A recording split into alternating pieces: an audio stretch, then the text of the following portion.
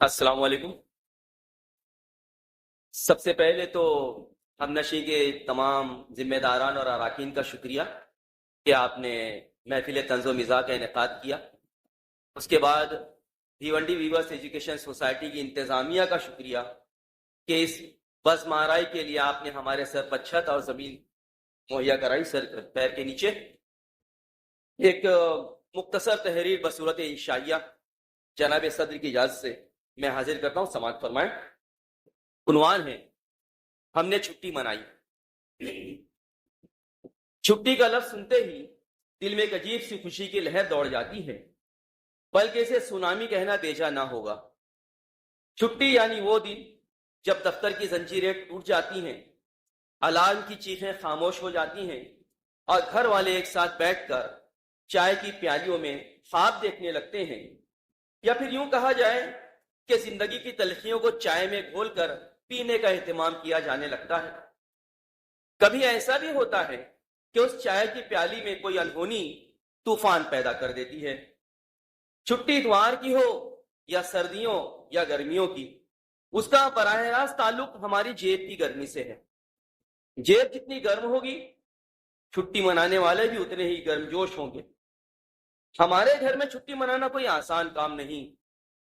گھر والوں کی آرزوؤں کی کشمکش، مجبوریوں کی زنجیروں اور ذاتی خواہشات کی قربانیوں کا نام ہے چھٹی۔ سب سے پہلے بات کرتے ہیں افراد خانہ کی آرزوؤں اور تمناؤں کی۔ میری بیوی جو گھر کی ملکہ ہے، اس کی سب سے بڑی خواہش ہوتی ہے کہ چھٹیوں میں ہم سب مل کر ایک لمبی ڈرائیو پر جائیں، کسی پہاڑی علاقے میں جہاں ہوائے تازہ کے ساتھ چہار جانب سبزہ ہو، مترنم آبشار اور پرندوں کی چہچہاہٹ سے پیدا شدہ رومان انگیز ماحول میں وہ نئی پوشاک زیبتن کیے سیلفیاں لے رہی ہو، تاکہ سہیلیوں کو بھیج بھیج کر انہیں بھی اپنے شوہروں کی جیب ہلکی کرنے کے لیے اکسائے۔ بچے تو اور بھی آگے نکلے ہوتے ہیں۔ چھوٹا بیٹا ہمیشہ بڑی بہن پر دھونس جماتے ہوئے بڑا بننے کی کوشش کرتا رہتا ہے۔ اس کی تمنا ہوتی ہے کہ ہم کسی مال میں جائیں جہاں وہ نئے گیمز خریدے، بچوں والی بائک چلائے، پاپ کارن کھائے اور تھک جائے تو باپ کے کندھے کی سواری کرے۔ 10 برس کی بڑی بٹیا جتنی معصوم ہے، اتنی ہی معصومانہ اس کی آرزو ہوتی ہے آئس کریم کی پارٹی، جہاں وہ اپنے ڈال ہاؤس میں سب کو دعوت دے، اور نہیں تو دونوں بہن بھائی نانی کے گھر ماموں کے چھوٹے بچوں کے ساتھ پورا گھر سر پر اٹھائے رکھیں۔ پھوپھیاں ایک رٹ لگائے رہتی ہیں، بچوں کو کہیں گھما لے آؤ۔ اماں چاہتی ہیں کہ چھٹی میں پورا گھر اکٹھا رہے، سب مل کر بیٹھیں اور وہ پرانی یادیں تازہ کریں اور کہانیاں سنائیں۔ اور بابا سب کی خوشی میں خوش رہنے والے۔ یہ آرزویں ایسی ہیں جنہیں پورا کرنا کچھ مشکل بھی نہیں، البتہ حالات سازگار ہونے چاہیے۔ اب آتے ہیں گھر کے اکلوتے کماؤ پوت یعنی راقم کی طرف، جس کی ظاہری حالت دیکھ کر بے اختیار ہمدرد کا سنکارا والا اشتہار یاد آ جاتا ہے۔ یہ ناچیز روزانہ صبح سے شام تک دفتر کے کولہوں میں جتا رہتا ہے، اور جس کے ناتواں شانوں پر دفتری ذمہ داریوں کے علاوہ خانگی ذمہ داریوں کا جوا رکھا ہوتا ہے، جو اتارے نہیں اترتا۔ یہ ہیچمداں چھٹی والے دن بھی مجبوریوں کا شکار ہوتا ہے۔ دفتر کا باس تو ایسا ہے کہ اتفاقی یا ناگہانی چھٹی لینے پر بھی فون کر کے چیک کرتا رہتا ہے، اور بھائی سب ٹھیک تو ہے نا؟ طبیعت کا دھیان رکھو، ہاں کام کا کیا ہے، ہوتا رہتا ہے۔ فون رکھتے رکھتے ایک تیر وہاں سے چھوٹتا ہے اور یہاں جگر میں پیوست ہو جاتا ہے، ارے وہ رپورٹ مکمل ہوئی نہیں، اگر ہو جائے تو واٹس ایپ کر دینا۔ اب جو خلش جگر میں پیدا ہوتی ہے وہ کسے دکھائیں؟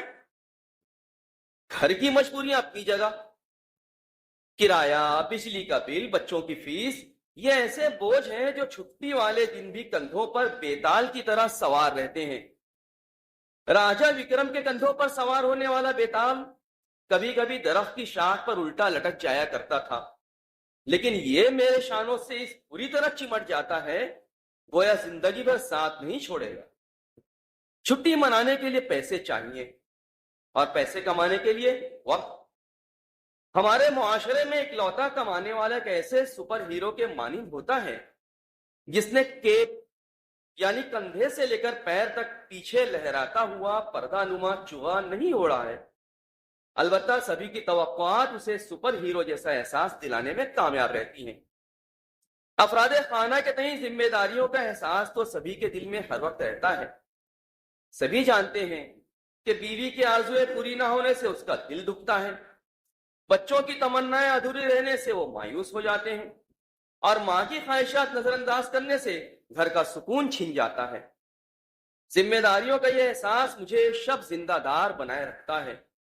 سوچتا ہوں کہ اگر میں ایک دن کی چھٹی بھی نہ لوں تو گھر کی خوشیاں کیسے برقرار رہیں گی. ہر چھٹی والے دن میں کوشش کرتا ہوں کہ گھر میں رہ کر ہی صحیح سب کو خوش رکھوں. کبھی کچن میں جا کر بیوی کی مدد کرتا ہوں تو ہنس کر کہتی ہے آج تو آپ سبزی کپور بن گئے. بچوں کے ساتھ کھیلنے کے دوران گھوڑا بننے میں جو لطف آتا ہے وہ پورا ہفتہ گدھے کی طرح کام کرتے رہنے سے کہیں بہتر محسوس ہوتا ہے. اماں کے پیر دباتے وقت وہ جنت نگاہوں میں سمائی رہتی ہے جو اس کے پاؤں تلے بتائی جاتی ہے. بابا کو گھر سے مسجد لے جانے اور مسجد سے واپس گھر لانے میں جو سکون میسر آتا ہے وہ ہفتے بھر کی تگ و دو سے ہونے والی کوفت کو دفع ہونے پر مجبور کر دیتا ہے. یہ چھوٹی چھوٹی باتیں نہ صرف ذمہ داریوں کا بوجھ ہلکا کرتی ہیں بلکہ اس احساس جرم کو بھی زائل ہونے میں معاون ثابت ہوتی ہیں جو گھر والوں کی خواہشات کی عدم تکمیل سے پیدا ہوتا ہے. لیکن سب سے دلچسپ بات ہے ذاتی خواہشات کی قربانی کی. میری خواہش تو بس یہی ہوتی ہے کہ پورا دن کسی اچھی کتاب کا مطالعہ کروں اور تھوڑا وقت صوفے پر نیند دراز ہو کر ٹی وی دیکھوں. نہ کوئی فون نہ کوئی کام. مگر یہ خواہش بھی اس وقت قربان کرنی پڑ جاتی ہے جب بچے آ کر کہتے ہیں ابو چلو نا باہر چلتے ہیں، یا کچن میں مصروف بیوی کہتی ہے کم از کم آج تو گھر کی صفائی کر لو.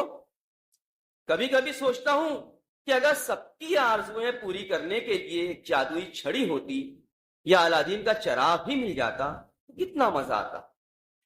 میرے لیے چھٹی ایک ایسی چڑیا کی طرح ہے جو نہایت خوش رنگ ہے، جس کا زمزمہ میرے کانوں میں رس گھولتا ہے، جس کے خوشنما پروں کی پھڑپھڑاہٹ مجھے صاف سنائی دیتی ہے، جس کی بے قرار پرواز میرے دل حزین کو لافانی مسرت سے ہمکنار کر دیتی ہے.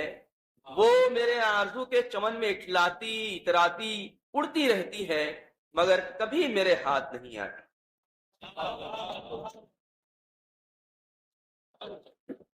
یوں تو زندگی کا یہی معمول ہے.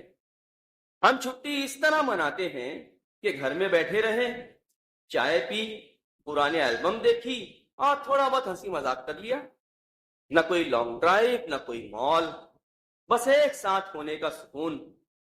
یہ چھٹی افراد خانہ کی آرزوؤں کی تکمیل تو نہیں ہوتی مگر مجبوریوں، ذمہ داریوں اور قربانیوں کے درمیان ایک خوبصورت توازن قائم کرنے کی بساط بھر کوشش ضرور رہتی ہے.